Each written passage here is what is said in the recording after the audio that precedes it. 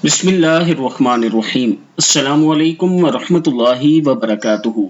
आबिद राजा channel की तरफ से आज मैं अपने चाहने वालों को एक बहुत ही प्यारा अमल बताऊंगा।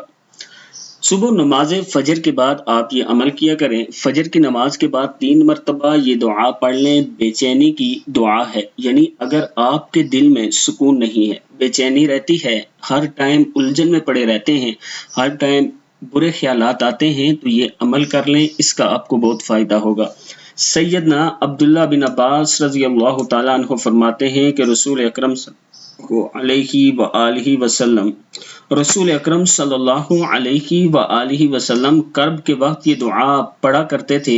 ला इलाहा इल्लल्लाहुल अज़ीमुल हलीम, ला इलाहा इल्लल्लाहु रब्बुल अर्शिल अज़ीम, ला इलाहा इल्लल्लाहु रब्बुस समावाति व रब्बुल अर्ज़ि व रब्बुल अर्शिल करीम।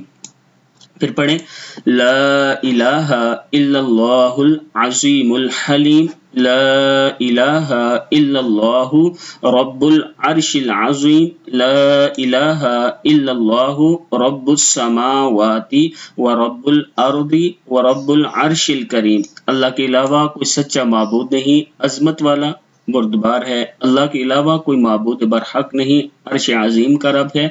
अल्लाह के अलावा कोई माबूद बरहक नहीं, आसमानों का रब है और ज़मीन का रब है, अर्श करीम का रब है।